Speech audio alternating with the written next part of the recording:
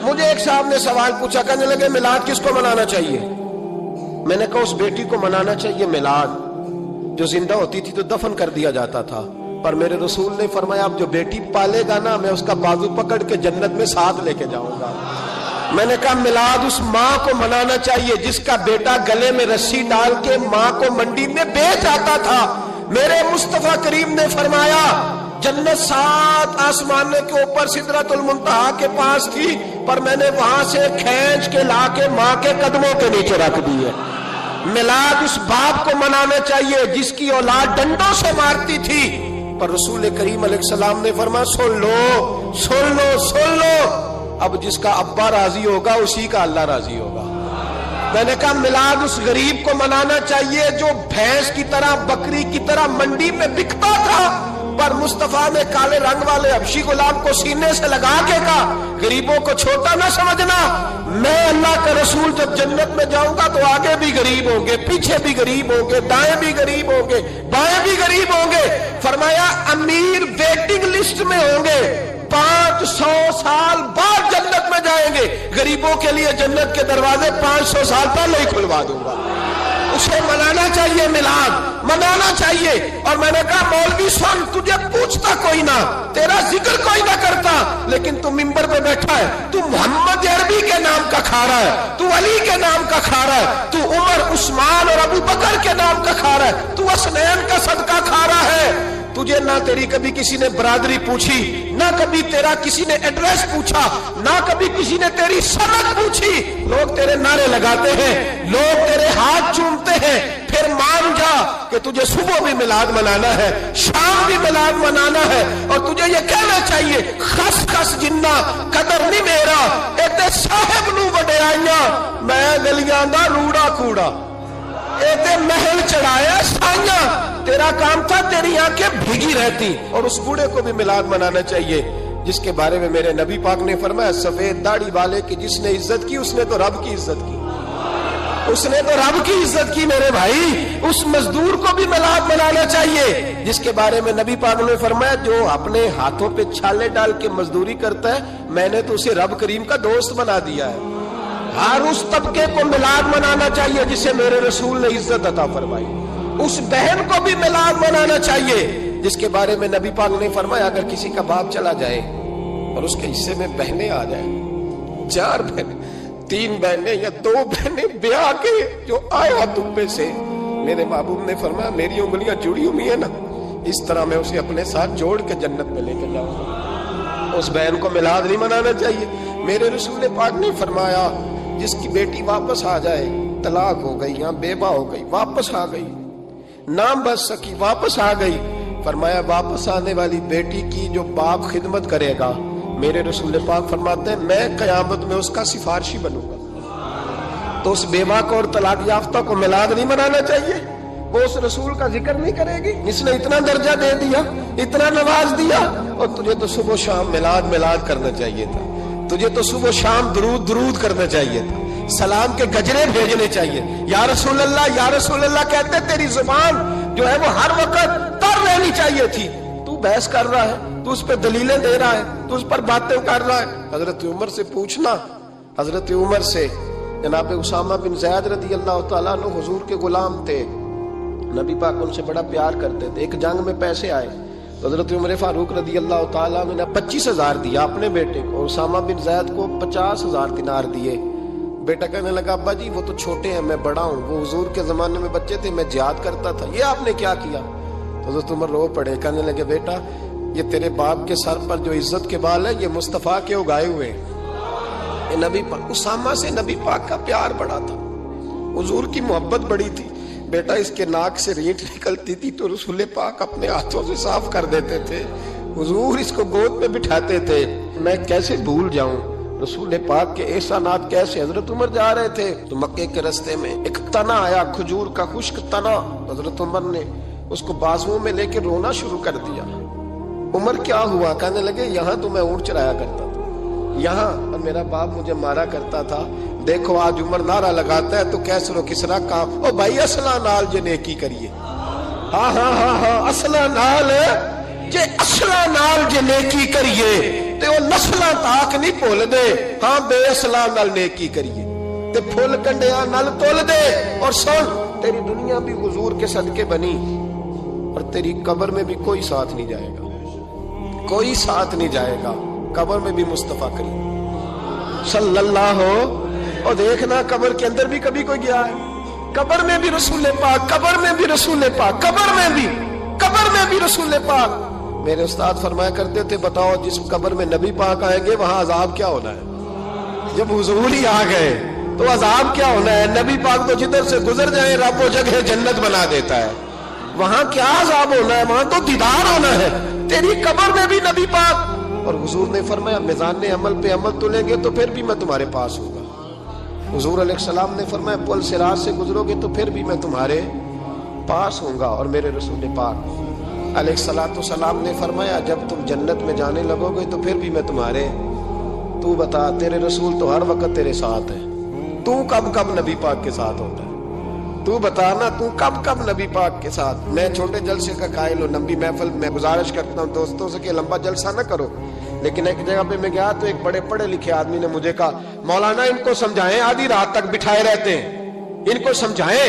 मैंने कहा मैं समझाऊंगा, पर आप भी जरा अपना लबो लहजा थोड़ा धीमा करें। तू तो पूरी रात नहीं नबी पाक के लिए जागा, और मेरे रसूल तो सारी हयात तेरे लिए जागते रहे, सारी रात महबूब ने। क्या कहते हैं बरेली के इमाम आला हज़रत फरमाते हैं, उनकी महक ने दिल के गुंचे खिला दिए, वो जिस राह चल दिए हैं कूचे बसा दिए हैं, मेरे करीम से कर कतरा किसी ने मांगा दरिया बहा दिए, दुर्बे बहा दिए हैं। और अल्लाह क्या जहन्नुम अब भी न सर्द होगा? अल्लाह क्या जहन्नुम अब भी न सर्द होगा? रो रो के मुस्तफा ने दरिया बहा दिए, रो रो के मुस्तफा ने।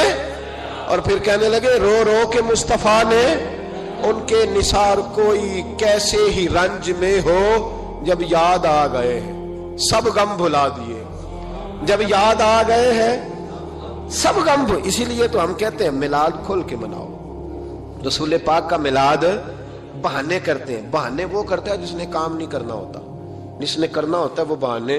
आला हजरत ने जो प्रोग्राम दिया वो बड़ा लंबा चौड़ा है, कब तक का तुझे क्या बताए? आला हजरत फरमा के हश्र तक डालेंगे हम, हश्र तक डालेंगे हम पैदाइशे मौला की दो, और मिसले फारिस नजद के किले गिराते जाएंगे, और खाक हो जाए अदुव जल कर, मगर हम तो रजा दम में जब तक दम है जिक्र उनका सुनाते जाएं। ज़माने भर में ये कायदा है कि जिसका खाना उसी का गाना। हकीमुल उम्मत फरमाते हैं कि ज़माने भर में ये कायदा है कि जिसका खाना उसी का गाना, तो जिनका हम खा रहे हैं उन्हीं के फिर गीत हम गा रहे हैं। कायनात अर्जी और समावी पर सबसे बड़ा, सबसे शानदार, सबसे खूबसूरत, सबसे ठंडा, सबसे अमन वाला जो इनकलाब है वो मेरे नबी पाक ने बर्पा फरमाया। बड़ी ये कम नसीबी है कि मुसलमानों में फिरके बन गए और उम्मत तकसीम हो गई, और तकसीम होने से कमजोर हो गई। लेकिन अफसोस की बात यह है कि लोग इस बात को समझने से आरी हैं कि ईद मिलादुन नबी सल्लल्लाहु ताला अलैहि वसल्लम तो उम्मत इस बात के शुक्र के तौर पे मनाती है कि अल्लाह ने हमें अपने नबी का गुलाम बनाया। आओ मैं तुम्हें मुस्लिम शरीफ पढ़ के सुनाता हूँ। और रावी भी वो बंदा जो हर वक्त हुजूर के करीब रहते थे, हजरत अनस बिन मालिक रदी अल्लाह ताला। आप फरमाते हैं मुझे वो दिन भूलता ही नहीं, मैं भुला सकता ही नहीं जिस दिन मेरे नबी पाक मक्के से हिजरत करके मदीना तैयबा तशरीफ लाए। हुजूर उस दिन क्या हुआ था? तो हजरत अनस बिन मालिक फरमाते हैं सारी बीबियां छतों पे चढ़ गई, सारी औरतें अपने अपने काम में मसरूफ होती हैं। कोई किसी वजह से छत पे चढ़ जाए तो चढ़ जाए, सारी इकट्ठी तब भी चढ़ती हैं जब गली में कुछ और हो, जब कोई अनोखी बात। सारी बीबियां छतों पे चढ़ गईं, बच्चे दरख्तों के साथ चिमट गए। और फरमाते हैं कि 70 के करीब लोग हुजूर की सवारी के आगे थे और बाकी सैकड़ों की तादाद से सवारी के पीछे थे। और फरमाते हैं ये अलग मंजर था। और ये मुस्लिम शरीफ में नारा मौजूद है, मुस्लिम शरीफ में, ये सही मुस्लिम में मौजूद है कि जब हुजूर मदीने आ रहे थे तो मदीने वाले नारा लगाते थे या मुहम्मदा या रसूल अल्लाह, और चलते हुए लगा रहे थे या मुहम्मदा या रसूल अल्लाह का वो नारा लगा रहे थे। और फिर حضرت انس بن مالک فرماتے ہیں یہ دو منظر یہ تھے، ایک تیسرا منظر بھی تھا۔ مدینہ شریف کے اندر کچھ قبیلے تھے، آج بھی ایسا ہونا نہیں چاہیے، یہ اسلام نہ صرف اس کو ناپسند کرتا ہے بلکہ اس کی تردید کرتا ہے۔ چھوٹی برادری بڑی برادری آج بھی تقسیم ہے، نہیں ہونی چاہیے۔ عرب کے اندر بھی تقسیم تھی، کچھ قبیلوں کو چھوٹا جانتے تھے، کچھ کو بڑا جانتے تھے۔ ایک قبیلہ تھا بڑا قبیلہ، بنو نجار کا، چودھریوں کا قبیلہ، سیٹھوں نوابوں کا قبیلہ، بڑے لوگوں کا قبیلہ۔ اس قبیلے کی بیٹیاں ایک کونے میں دف لے کے بیٹھ گئی۔ نبی پاک صلی اللہ تعالی علیہ وآلہ وسلم کے غلاموں بات کو سمجھیں۔ ایک منظر یہ کہ عورتیں چھتوں پہ، آج ہم منع کریں گے کیونکہ یہ پردے کی آیتیں نازل ہونے سے پہلے کی بات ہے، اب آیتیں آ گئیں، اب ہم یہ اجازت نہیں دیتے۔ عورتیں چھتوں پہ چڑھ گئیں، مرد گلیوں میں نعرے لگانے لگے، اور بنو نجار قبیلے کی بیٹیاں، چھوٹی بچیاں وہ ایک کونے میں دف لے کے بیٹھ گئیں اور وہ پڑھنے لگیں طلع البدر علیہ۔ اب تو میلاد غریبوں میں رہ گیا ہے، ہمارے یہاں فیشن ہو گیا ہے، جب حالات خراب ہوتے ہیں تو لوگ برکت کے لیے میلاد کراتے ہیں، اور جب امیر ہو جاتے ہیں پھر انہیں میلاد کے جائز ہونے کی دلیل ہی کوئی نہیں ملتی، پھر وہ یہ فیشن ہے۔ بندہ تھوڑا سا پڑھ جائے نا دو چار چیزیں تو ہر چیز کو غلط کہنا اس کی طبیعت ہوتی، پھر یہ فیشن ہے کہ میری سوسائٹی نہیں ہو گئی، کتابیں نہیں ہو گئی، فرنیچر نیا ہو گیا، دوست نئے ہو گئے تو مذہب وہی پرانا۔ ہوئے کوئی ترقی کرنی چاہیے، وہ ترقی کرتے ہیں بیچارے، اور جن کی پیچھے 10 نسلیں اور 50 نسلیں میلاد مناتی آ رہی کہ اتنی دلیل کوئی نہیں ملی، سبحان اللہ۔ جن کی دادی وضو کر کے کھیر پکاتی تھی 11ویں کی، جب امیر ہو جاتے ہیں تو انہیں 11ویں پکانے کی دلیل ہی نہیں ملتی۔ اب آپ امیر ہو گئے میرے بھائی، آپ کا فیشن ہے، یہ طبیعت کا حصہ ہے۔ آپ چاہتے ہیں کہ میں وہ کام کروں جو درویش لوگ، سادے لوگ نہیں کرتے۔ تم اپنے معاملات کو بچانے کے لیے نعرے لگاؤ تو تمہارے پاس ساری دلیلیں ہیں، لیکن یہ تمہارا نصیبہ ہے کہ تم جھوٹوں کے نعرے لگاتے ہو، لیکن یہ غریبوں کا نصیبہ ہے کہ میلاد والے رسول کا نعرہ لگا۔ یہ غریب کا حصہ ہے۔ لیکن وہ بنو نجار کی بچیاں غریب نہیں، امیر گھرانے سے تھیں۔ انہوں نے جو بات کی اس کو حفیظ جلندری نے لکھا۔ مرحوم کہنے لگے کہ وہ ننھی بچیاں، چھوٹی بچیاں تھیں، کہتے وہ ننھی بچیاں وہاں بیٹھ کر دف بجاتی تھیں اور رسول پاک کی جانب اشارے کر کے گاتی تھیں، اور لوگوں سے کہتی تھیں کہ یہ کو ہمارا پیشہ نہیں دف بجانا، ہم تو چودھریوں کی بیٹیاں ہیں، ہم تو بڑے خاندان سے ہیں۔ وہ ننھی بچیاں جو بیٹھ کر وہاں دف بجاتی تھیں، رسول پاک کی جانب اشارے کر کے گاتی تھیں اور کہتی تھی ہم ہیں بچیاں نجار کے عالی گھرانے کی، خوشی ہے آمنہ کے لال کے تشریف لانے، ہمیں بڑی خوشی ہے آمنہ کے لال کے، خوشی ہے آمنہ کے لال کے، خوشی ہے آمنہ کے لال کے، ہمیں خوشی ہے آمنہ کے لال کے تشریف، خوشی ہے بس آمنہ کے لال کے تشریف۔ نبی پاک صلی اللہ تعالی علیہ وآلہ وسلم سے امت کا جذباتی رشتہ ہے۔ یہ پہلے دن سے ہی ابو جہل کم منع کرتا تھا کسی مسلمان کو کہ خانہ کعبہ میں نماز نہ پڑھو، کہتا پڑھو۔ حضرت صہیب ابن سنان رومی سے اس نے کہا کہ آپ اپنے طریقے کے مطابق، مسلمانوں کے طریقے کے مطابق کعبے کے اندر نماز پڑھیں، جو مرضی کریں۔ روکتے تو وہ نبی پاک کے قریب جانے سے تھے، وہ منڈیوں میں بیٹھ جاتے تھے، حضور کے قریب نہ جانا، حضور کے قریب نہ جانا، حضور کے قریب نہ جانا۔ میری بات کو آپ سمجھے اور ہمیشہ یاد رکھیں، امت کا نبی پاک سے جذباتی رشتہ، جذباتی۔ یہ جو رسول اللہ کی امت ہے یہ گناہگار ہو سکتی ہے پر اپنے نبی کی غدار نہیں ہوتی۔ میں آپ کو صحیح کہہ رہا ہوں، میرے کلین شیو نوجوان کے کان میں آپ جا کے کہیں نبی پاک، چاہے اس نے نماز نہ پڑھی ہو، چاہے اس نے داڑھی نہ رکھی ہو، آپ حضور کا نام لیں اس کے رونگٹے کھڑے ہو جاتے ہیں، اس کی طبیعت، اس کا دل دھک دھک کرتا ہے، اس کی ایک ایک روح سے محمد محمد کی آوازیں نکل۔ یہ فیض ہے رسول پاک کا اور یہ کرم ہے اللہ کا اس امت کے ساتھ۔ امیر ملت پیر جماعت علی شاہ صاحب محدث علی پوری فرماتے ہیں ایک جگہ ہندوؤں کا جلسہ تھا، ہندو پنڈت تقریر کر رہا تھا، اس نے نبی پاک صلی اللہ علیہ وسلم کی شان میں معاذ اللہ کو بے ادبی کر دی۔ مسلمان تھے ہی نہیں، ایک مسلمان تھا، وہ ملنگ نہیں ہوتے دوری ڈنڈے والے، اس کے پر رنگین ڈنڈا تھا، وہ کہیں دور بیٹھا تھا، تو اس نے سن لی، اسپیکر چل رہا تھا، تو وہ ڈنڈا لے کے تو سٹیج پہ چڑھ آیا۔ وہ کہتا ہے میں نے پنڈت کے سر میں مارا ایک ہی ہے، پر مارا ذرا صحیح کر کے۔ وہ ڈھیر ہو گیا، لوگوں نے گرفتار کر لیا، جیل میں چلا گیا۔ پیر صاحب کہتے ہیں میں ملنے گیا، بندے کو بسم اللہ بھی سیدھی نہیں پڑھنی آتی, سورۃ اخلاص بھی ٹھیک نہیں آتی, ربنا آتینا دعا نہیں کر سکتا, ملنگ ہے. میں ملنے گیا اور میں نے کہا یار نہ تو نماز پڑھے, نہ داڑھی رکھے, نہ تو مسجد جائے, پر تو نے کمال کر دی. تو کہتے ہیں پیر صاحب چھم چھم رویا اور پنجابی میں کہنے لگا پیر صاحب میں گناہگار ہاں پر اپنے نبی دا غدار تے نہیں نا. یہ گناہگار اور غدار میں فرق ہوتا ہے. میں گناہگار ہوں پر یہ تو نہیں نا کسی کی ضرورت کہ میرے سامنے میرے نبی کے بارے میں بات کر جائے اور ساڈی اچھی تے سچی سرکار نو گل کر جائے. یہ بات آپ سمجھیں. دشمن احمد پہ شدت کیجئے, ملحدوں سے کیا مروت کیجئے, شرک ٹھہرے جس میں تعظیم رسول, اس برے مذہب پہ لعنت کیجئے, اور مثل فارض زلزلے ہوں نجد میں ذکر آیات ولادت کیجئے, اور یا رسول اللہ کی کثرت کیجئے. نبی پاک کا پیار امت کے لیے سرمایہ حیات ہے. رسول پاک کے ساتھ امت کا والہانہ رشتہ ہے. نبی پاک کے ساتھ والے حضرت خبیب کو گرفتار کر لیا مکے والوں نے. اس وقت غربت تھی اسلام پر.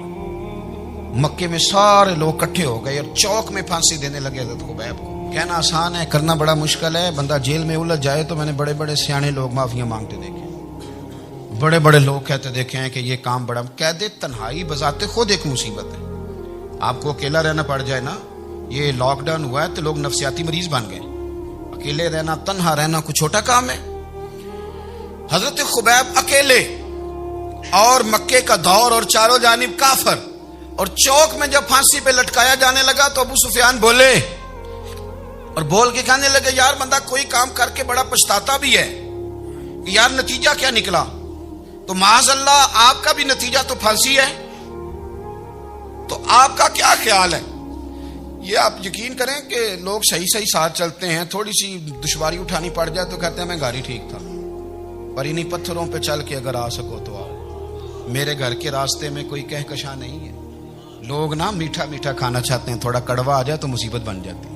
کہتے ہیں سارے ہی فلانے سے پیار کریں گے تو میں کروں گا, سارے مخالفت بھی کریں گے تو ہم انشاءاللہ پیار ہی کریں گے. یہ کیا بات ہوئی کہ ہم زمانے کا رنگ دیکھ کے چلیں گے؟ اب بعض لوگ پچھتا رہے ہوتے ہیں. حضرت خبیب سے کہا, ابو سفیان نے ابھی کلمہ نہیں پڑھتے تھے, کہنے لگے تو اس وقت پھانسی پہ لٹک رہا ہے اور تیرے نبی مدینے میں اور آرام میں, اور ان کے صحابہ آرام میں, اہل بیت گھر میں. تیرے ذہن میں اگر اس وقت یہ بات ہو کہ اس وقت تیری جگہ پہ وہ ہوتے معاذ اللہ, تو پھر کیا ہوتا؟ مجمع غیروں کا, علاقہ غیروں کا. یہ ٹائم آیا تھا اب نعرہ رسالت لگانے کا. اب ٹائم آیا حضرت خبیب نے نعرہ رسالت لگانا ہے, پر لگانا کس طرح ہے کہ کافر یاد رکھیں. حضرت خبیب سے کہنے لگے اگر تیری جگہ حضور ہوتے تو پھر تیرا کیا خیال ہے معاذ اللہ؟ تو حضرت خبیب کہنے لگے تم ابھی بھی نہیں سمجھے. ٹھیک ہے میں مکے میں اکیلا ہوں, سارے لوگ مدینے میں ہیں, پر میں پچھتا نہیں رہا, میں تو فخر کر رہا ہوں. میں فخر کر رہا ہوں اس لیے کہ چوری کر کے جان نہیں دے رہا, مدینے والے کی عزت پہ جان دے رہا ہوں. میں فخر کر رہا ہوں. فرمایا سن, تو کہتا ہے تیری جگہ حضور ہوتے اور تم انہیں یہاں معاذ اللہ پھانسی پہ لٹکاتے. فرمایا سن, میں تو یہ بھی پسند نہیں کرتا کہ میں گھر میں بیٹھا ہوں اور میرے نبی کو ہلکا سا کانٹا بھی چبھ جائے. ہمارا اپنے نبی سے محبت کا رشتہ ہے, ایک کانٹا بھی حضور کے قدم مبارک میں چبھے ہمیں برداشت. مجمع ان کا تھا, نعرے لگ رہے تھے, ہم نے مسلمان پکڑ لیا, لیکن حضرت خبیب نے اکیلے, اللہ کرے آپ کو میری بات کی سمجھ آئے, اللہ کرے آپ کو سمجھ آئے, اکیلے جب پھانسی کے تختے کے قریب نعرہ لگایا نا کہ میں تو کانٹا بھی نہیں چبھنے دوں گا اپنے نبی کو, اب سارے ہار گئے. اب اس ایک جملے نے نا ان کو شکست خوردہ کر دیا. اب بول کچھ نہیں سکتے تھے, گردنیں جھک گئیں, اور جب سناٹا چھایا تو ابو سفیان ساتھ والے سے کہنے لگا باقی ساری باتیں اپنی جگہ پر ہیں, پر اصحاب محمد سے پیار تو بڑا ہی کرتے ہیں نا. اور وہ کچا رنگ للاری والا جیڑا چڑھدا تے لیندا رہندا, اے عشق تیرے دا رنگ محمد چڑھ جائے پھر نہیں لیندا. کہا یار پیار تو یہ کرتے ہیں نا, اس میں کوئی شک والی بات. اس پیار سے کافر ڈرتا ہے. نبی پاک کے ساتھ جذباتی وابستگی, حضور کے ساتھ غلاموں کا جذباتی رشتہ, اور نبی پاک صلی اللہ تعالی علیہ وسلم کی آمد پر تشکر کے جذبات. امام رازی نے لکھا ہے کہ حضرت موسیٰ کلیم اللہ علیہ السلام نے تورات کی تختیوں کے اندر ایک امت کا ذکر پڑھا کہ جو امت گناہ کا ارادہ کرے گی تو گناہ لکھا نہیں جائے گا جب تک کر نہ لے, اور نیکی کا ارادہ کرے گی تو رب ان کی نیکی لکھ دے گا. اور جب وہ کر لے گی تو اللہ 10 گنا اجر عطا کرے گا. اور وہ ایسی امت ہوگی کہ جن کے چہرے قیامت کے دن نور کی طرح چمکیں گے. اور وہ امت ہوگی جن کی اللہ تعالیٰ زمین ساری پاک فرما دے گا, جہاں نماز پڑھیں گے نماز ہو جائے گی. یہ تذکرے پڑھ کے تو حضرت موسیٰ کلیم عرض کرنے لگے اللہ یہ امت میری بنا دے. تو رب کریم نے فرمایا کہ موسیٰ نہیں, یہ تو میرے محبوب کی امت ہے. فرمایا یہ تو میرے نبی پاک کی امت, حضور کی امت. اللہ اکبر. حضرت موسیٰ معمولی آدمی نہیں, وہ جلیل القدر پیغمبر ہیں جن کا قرآن کے ہر سپارے میں تذکرہ ہے, کہیں واضح طور پہ کہیں اشارتاً, ہر پارے میں. اور حضرت موسیٰ اللہ کے وہ نبی ہیں جو رب سے ڈائریکٹ باتیں کریں. کوہ طور کہا اے موسیٰ یہ امت تو میرے نبی کی ہے. تو حضرت موسیٰ علیہ السلام عرض کرتے ہیں, امام رازی نے لکھا ہے, کہتے ہیں اے اللہ پھر مجھے اپنی نبی کی امت میں شامل کر. او یار ہمیں لوگ کہتے ہیں میلاد نہ مناؤ. جس امت میں آنے کے لیے حضرت موسیٰ نے دعا مانگی, جس محبوب کی غلامی کے لیے, ہمیں تو دعا بھی کوئی نہیں مانگنی پڑی. اللہ نے فضل سے ہی مدینے والے کا غلام بنا دیا.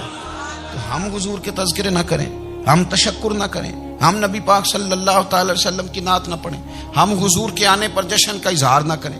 ہر وہ جائز طریقہ جس سے اظہار خوشی ہو سکے وہ میلاد پہ کرنا چاہیے, اور اس کے لیے اسباب بنانے چاہیے. امت کا ایک جذباتی انداز ہونا چاہیے نبی پاک کے ساتھ, ایک وارفتگی, ایک ذوق, ایک طبیعت کے اندر وجدان. نعرہ مطلب اس طرح نہ ہو کہ بس چل رہا ہے کام. میں نہیں ہوں قائل, میں کہتا ہوں پہلے تو کوئی لگائے نہ, اور پھر نعرہ جب لگتا تھا نا تو مسلمانوں کے یہاں نعرہ لگتا تھا تو بڑے بڑے لوگ کانپ جاتے تھے. صوفیاء نے لکھا ہے کہ حضرت عمر نے جب کلمہ پڑھا نا تو 39 بندے کلمہ پڑھتے تھے. تو نبی پاک نے رات کو دعا مانگی, اے اللہ عمر کو مسلمان کر کے اسلام کو عزت دے. حضرت عمر سویرے آ گئے, میں وہ تفصیل میں نہیں جاتا, بات لمبی. حضرت عمر جب آئے نا, انہوں نے آتے جب کہا نا کہ میں کلمہ پڑھنے آیا ہوں, تو حضور اتنے راضی ہوئے کہ نبی پاک نے کہا اللہ اکبر. تو صحابہ نے نعرے لگائے اللہ اکبر اللہ اکبر, یعنی 40 لوگ مسلمان ہوئے تو نعرے لگے. ہمارے صوفیاء کہتے ہیں حضرت عمر کے آنے پر جب نعرے لگے تو بتاؤ کہ وہ تو نعرہ تکبیر لگا, نعرہ رسالت کیوں نہیں لگا؟ تو کہتے ہیں گویا ہمیں حضور نے یہ سمجھایا ہے, حضور کے اشاروں نے سمجھایا ہے کہ میں اب اپنے نعرے خود تو نہیں نہ لگاؤں گا, میں نے تو اللہ اکبر کہہ دیا, عمر آ گیا ہے, میرے نعرے لگاتا رہے گا. نعرے لگیں گے. حضرت عمر نے پہلے دن ہی کہا کہ حضور آپ سچے رسول ہیں تو چھپ چھپ کے نماز کیوں پڑھیں. شروع ہو گئے نعرے, حضور آپ سچے ہیں تو چھپ چھپ کے نماز کا کیا مانا ہوں. تو حضور نے فرمایا تیرا کیا ارادہ ہے؟ کہ حضور سارے نہیں, ایک میں, ایک امیر حمزہ, ایک لائن کے آگے وہ لگ جائے, ایک کے آگے میں لگ جاؤں, اور باقی مسلمان جتنے ہیں کل 40 تھے, پیچھے 18 19 بچیں گے, ایک لائن میں وہ ہو جائیں, ایک میں آگے, ایک میں امیر حمزہ ہو, ایک میں ہوں. تو دیکھ لیتے ہیں یہ ہمیں نماز کیسے نہیں پڑھنے دیتے. ہاں دیکھ لیتے ہیں. آئے نا میدان میں, ادھر آ ستمگر ہنر آزمائیں, تو تیر آزما ہم جگر آزمائیں. اور غلامان محمد جان دینے سے نہیں ڈرتے, یہ سر کٹ جائے یہاں رہ جائے کچھ پرواہ نہیں کرتے. فرمایا بھی پتہ چل جاتا ہے نا, ایک لائن میں حضرت امیر حمزہ ہو گئے, ایک میں حضرت عمر ہو گئے. پہلے یہ مارتے تھے جو حرم شریف میں مسلمانوں کے طریقے پہ نماز پڑھتا تھا. یہ جلوسوں کی بڑی برکت ہے, اندر بیٹھے رہے نا چپ کر کے, نکل جائیں تو پتہ کچھ بھی نہیں چلتا. جب نکلتے ہیں نا لوگ کہتے ہیں جلوس کیا کا معنی ہے, تو میں بتاتا ہوں نا جلوس کا معنی کیا ہے. حضرت عمر نے باہر نکلے 2 لائنوں کا جلوس, لمبا بھی کوئی نہیں, بندے بھی 40. اور جناب فاروق اعظم باہر نکلے تو عمر کا نعرہ, عمر کا. حضرت عمر نے یوں کر کے آستینیں بازو کی چڑھا لی, اور اپنے گلے میں جو ان کے رومال تھا نا اس کو یوں سینے پہ باندھا, اور اس ہاتھ میں تلوار تھی تو یوں کر کے باہر لہرائی. کہنے لگے او مکے کے کافرو ادھر آؤ میرے سامنے. جس نے اپنی بیوی بیوہ کرانی ہو, جس نے بچے یتیم کرانے ہوں, وہ آئے میدان میں. مصطفیٰ کے غلام آج سڑکوں پہ نکل آئے میدان میں ہمارے سامنے ہمارا مقابلہ کرے. آئے نا میدان میں, ہم نکلے ہیں. اب ہم یہاں کعبے میں اعلانیہ نماز پڑھیں گے, ہم پڑھیں گے. طاقت ہے تو آؤ نا, ہمارا مقابلہ کرو, آؤ. کفر بذات خود بہت بڑا جھوٹ ہے, اور جھوٹ کے پیر بس 2 بندے نکلے تلواریں لے کے آگے. تو پھر حضرت عمر نے اعلانیہ نماز پڑھوائی خانہ کعبہ. تو میرے بھائی رسول اللہ صلی اللہ علیہ وسلم کے غلام تو جب نعرہ لگاتے تھے تو ہو ہی کمال جاتا تھا. پھر بریلی کے امام بولے, کہنے لگے پیش حق مجدہ شفاعت کا سناتے جائیں. حضور قیامت کے دن آگے نا, ہمارے آگے خوشخبری دیں گے, کہیں گے تم فکر نہ کرو, آ جاؤ میں تمہیں بخشواتا ہوں, میں تمہاری سفارش, آ جاؤ پیچھے.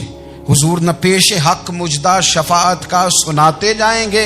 यकीन करें बरेली के इमाम को भी बड़ा ही रंग आता है बयान करने का। कहने लगे आप रोते जाएंगे। अल्लाह को मनाना है ना हुजूर ने, कहते हैं पेश हक मुजदा शफाअत का सुनाते जाएंगे, आप रोते जाएंगे पर हमको हंसाते जाएंगे। बागे जन्नत में मुहम्मद मुस्कुराते जाएंगे, फूल रहमत के गिरेंगे हम उठाते जाएंगे, और हश्र में होगा हमारा दाखिला इस शान से हम या रसूल अल्लाह का नारा लगाते जाएं, हम या रसूल अल्लाह का नारा।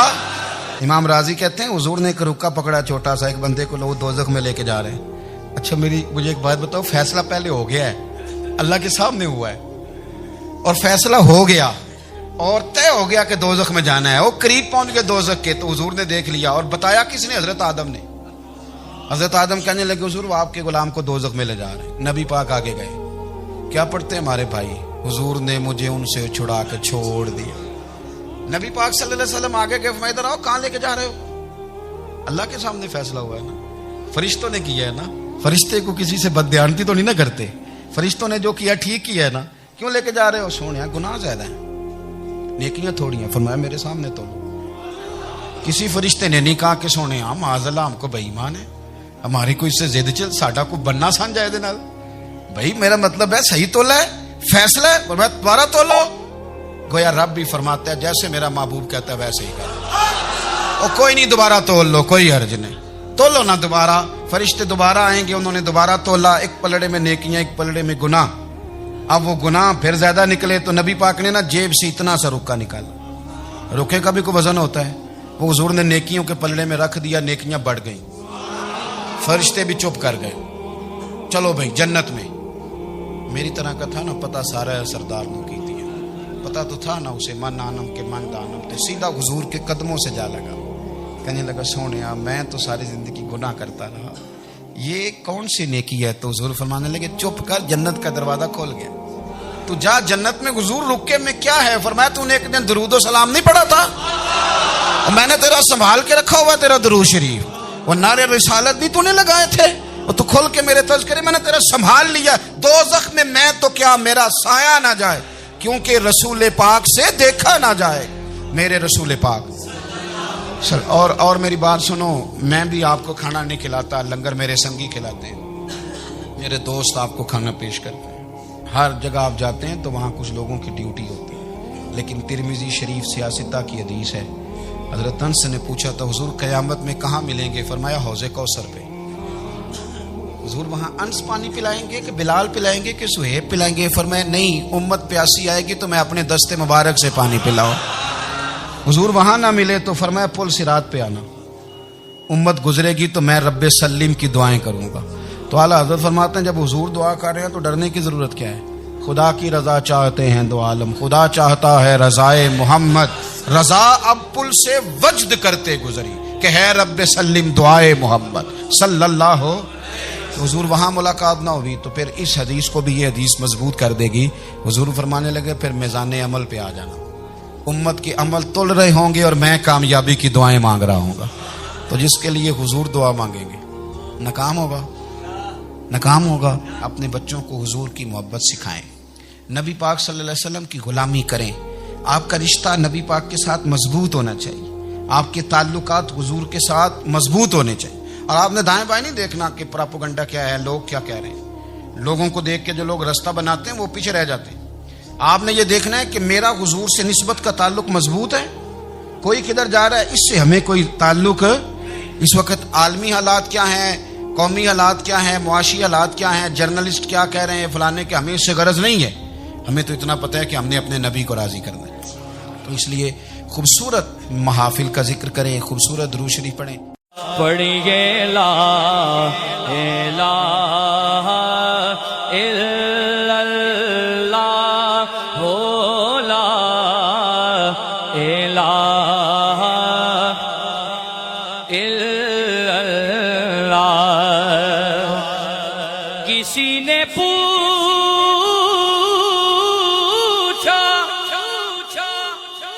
कि जन्नत की कोई कीमत है